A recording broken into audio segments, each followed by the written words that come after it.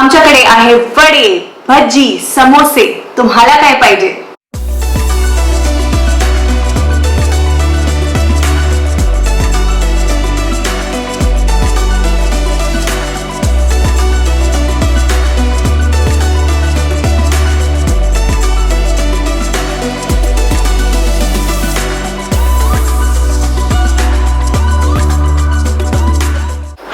And welcome to Sugar Spice Nights. My name is Shweta and in this video I'm sharing with you this thali of my dreams. It's got a lot of street food, mostly Mumbai street food, and all of them are my favorites. There's vada pav, there's kanda bhaji, there's aloo bhaji, there's samosa, and of course chutneys. Can't really eat any street food outside right now, so I thought of making all of this and treating myself. So before I actually indulge in this, let me quickly show you how I made it. Come on.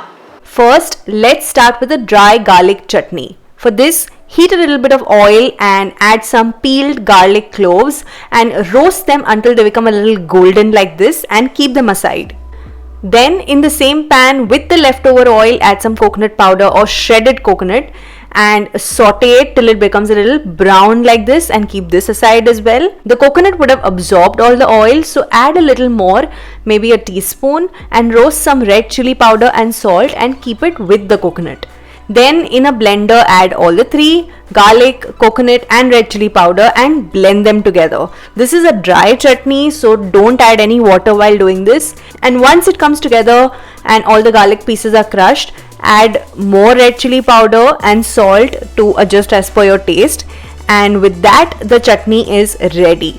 This has a spicy hot flavor which you can adjust as per your spice preference. Now let's get to the batata vadas. For that, boil and peel potatoes and mash them, and we'll add all of these to the potatoes along with the tempering. So heat some oil. I'm using the same pan as the garlic chutney. After the oil is hot, add a generous pinch of hing, urad dal and mustard seeds. Saute them a bit and then add curry leaves, ginger garlic, and you can add chopped chilies here as well. Also add turmeric and salt to the tempering and then add it to the mashed potatoes. Once that's done, add some lemon juice as well. Once this is cooled off, mix everything well and start making round but slightly flat balls like so. You can also prep for the bhajiyas at this point. So for aloo bhajia, take a raw potato and peel it and slice it thinly and keep it aside. And for onion bhajia, do the same thing. Long slices is what we're looking at. Now everything is ready to get fried. So let's prep the batter for frying. For that, take some besan or gram flour, add salt, turmeric and red chili powder, and add water little by little and mix this well. We add water in steps so that there are no lumps, and you want the batter here to be not too thin but yet give a good coating to the vada. So add accordingly. Once it's mixed properly, take about 1 to 2 tablespoons of hot oil and add it to the batter. With this, the batter gets a better hold and the vadas turn out slightly crispy. Now we start the frying process with the vadas first. So dip and coat them nicely and then add them to the kadai when the oil is hot. And don't worry about these drippings that fall into the oil. We'll save them later for adding some crunch to the vada pav. Fry the vadas until they look like a nice golden light brown, and that is it. The batata vadas are ready. The flavor of these vadas is exceptional. Ginger, garlic, curry leaves, everything gives such a good flavor. They look great, they taste delicious. Now in the same batter, we add the potato slices and fry them for the aloo bhajia.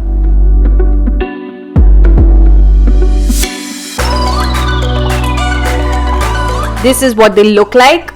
And then the onions for the kanda bhaji. For the kanda bhaji, I prefer browning them a little bit more. And kanda bhaji actually has a very good flavor. There's literally nothing in it, no tempering, nothing, but that sweet flavor from the onions really comes through and is very enjoyable. And if you like your onion pakoras or kanda bhaji more crispy, you can actually just add a little bit of gram flour to the sliced onions itself and fry that directly. With that, there's much lesser besan in them and they turn out much more crispy. But this way is great when you just want to get everything done with the same batter. Now let's get the samosas ready. So first, the stuffing of the samosas. Boil, peel and chop the potatoes. You can even mash them directly. Then heat some ghee. Add a generous amount of jeera, some hing and some ginger and chili. And add this tempering to the potatoes. Then clean and chop a good amount of mint and coriander leaves. I love mint in samosa. It gives such an exceptional flavor. So I would definitely recommend adding it. And then add a generous amount of garam masala, salt and amchur and mix everything. If you like potato pieces inside your samosa, then use a spoon to mix them, else just mash it with your hand. Now keep this aside and let's get the covering for the samosas ready. For that, I took a big bowl of maida and added about 2 tablespoons of ghee in it. Ghee is important here for achieving that good flakiness, and you also need to add salt.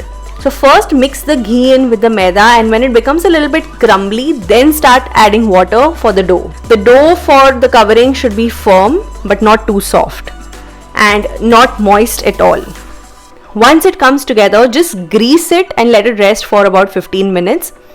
And once it's done, start rolling the dough and use some wheat flour if you feel the need. Roll it into an oval shape, cut halves like this and sweep them through the flour and keep them aside. Once you're done with the halves, you can start making cones and use water to seal the edges. And once your cone is ready, fill in the samosa stuffing that we prepared.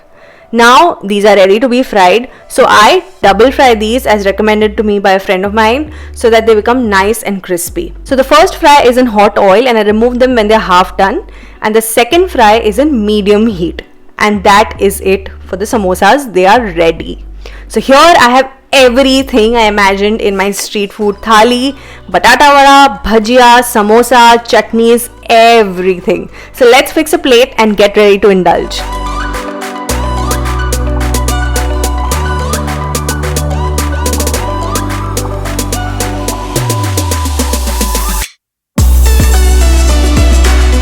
It's time to indulge, so no prizes for guessing. Of course, I'm going to be starting with the vada pav first. So let's just make the vada pav. So first I'll put some green chutney. Then I actually also like a little bit of sweet chutney inside the vada pav. A little bit of this dry garlic chutney.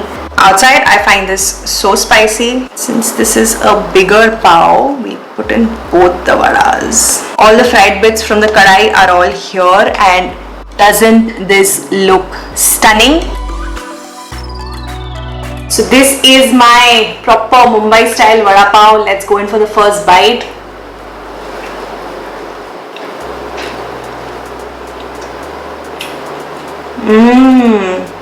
This feels so good. You know, I've never really saved all of that chura, but I'm telling you, adding it a little bit inside your vada pav just elevates the game completely. This is amazing. Alright, now let's try the bhajiyas. Aloo bhaji or kanda bhaji, which one is your favorite? You know, I love aloo so much that normally aloo bhaji would win, but with kanda bhajiya, I don't know, the competition is a little stiff. If I wasn't that lazy, I would be having this more often with tea. Now I'm having the kanda bhaji.